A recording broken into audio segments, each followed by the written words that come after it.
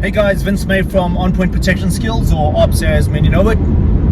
Want to address a really valid question that I got on social media and in person as well, and that's on kid self-defense.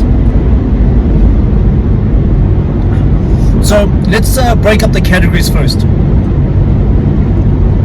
1 to 6 years old are your toddlers.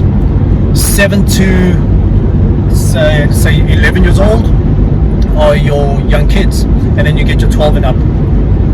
And those are just my categories that I'm defining. So generally, I don't teach self-defense to the 11-year and under, and I'm going to name all those reasons. And now, please hear me out, Chad, that I said I don't teach self-defense, right? I'm going to tackle that a little later. So your 1 to 6 year old toddlers, straightforward common sense why we can't teach them self-defense, right? Let's move on to the 7 to the 11-year-olds. Those are your young kids. So what are they focused on, right? Why is it difficult to teach them self-defense? And look, there have been the odd few, but I've only taught like 11-year-olds.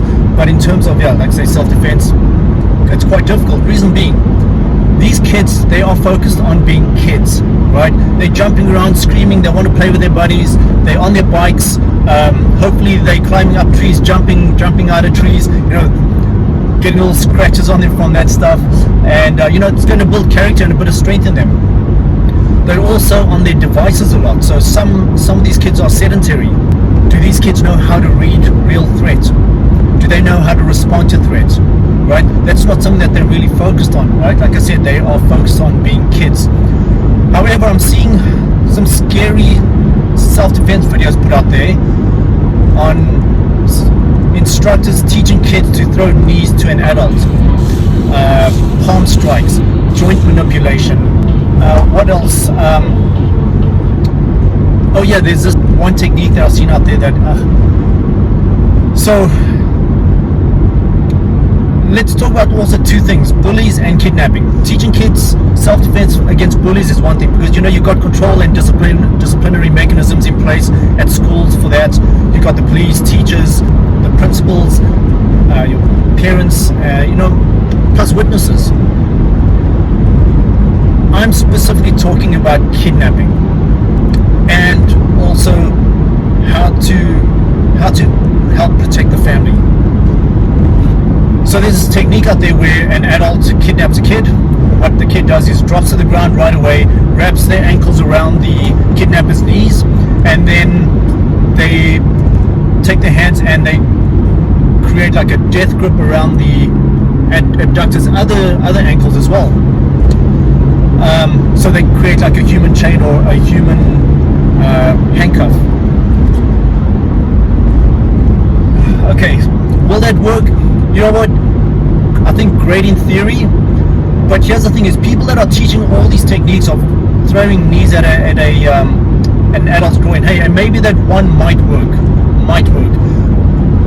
but people who are teaching those kind of techniques may not have enough knowledge on how the criminal minds work. We study this. We've been involved in this for a very, very long time. We've apprehended some really bad people, and we got information out of them. Not only that is, where did they learn a lot of these techniques from, right? How to counter all these techniques on social media, because these instructors have put it out there. So here we go. These kidnappers are now wearing groin guards. Okay.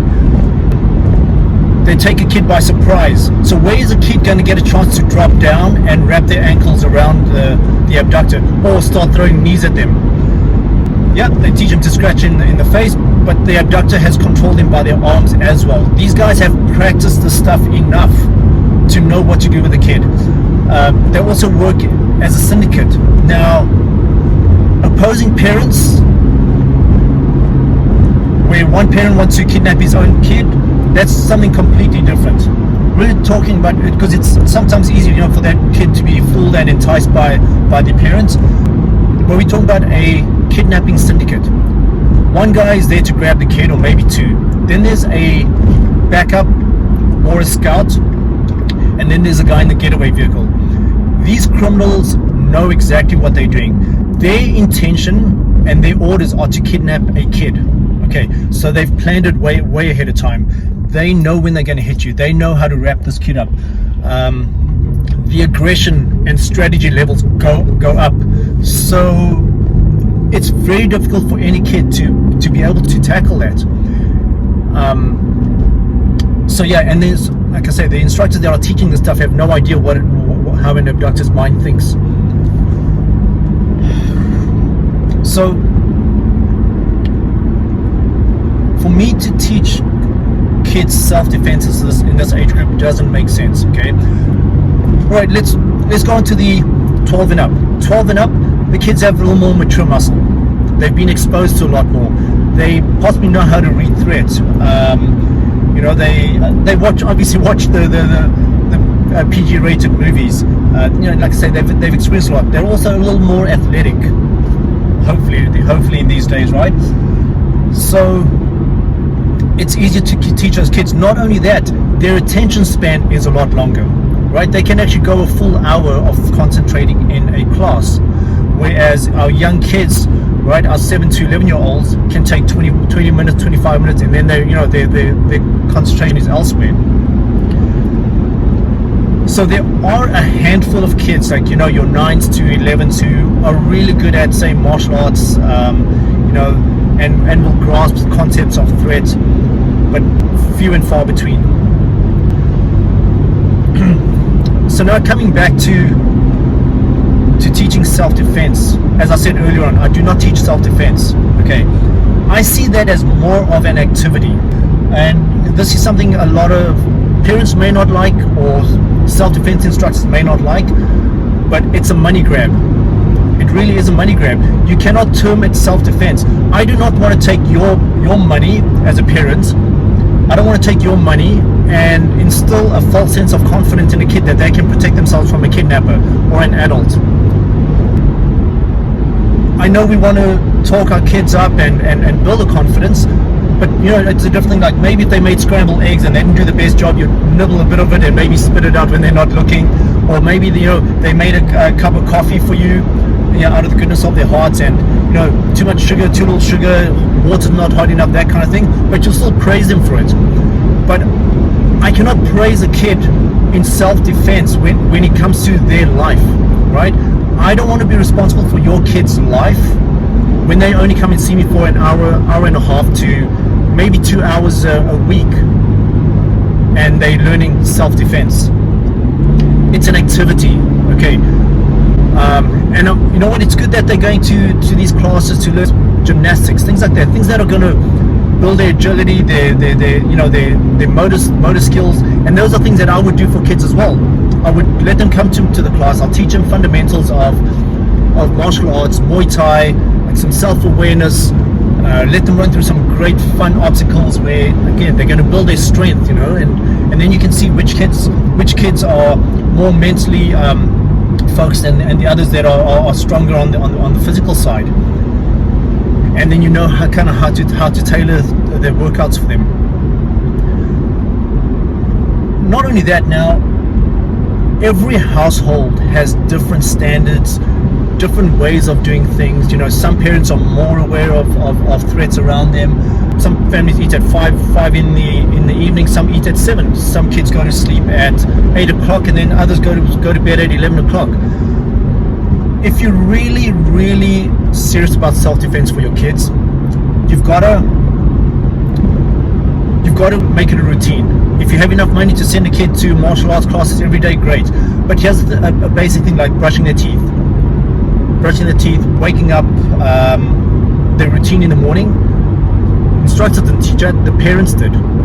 Okay, because that's daily skills, right, that they need to learn.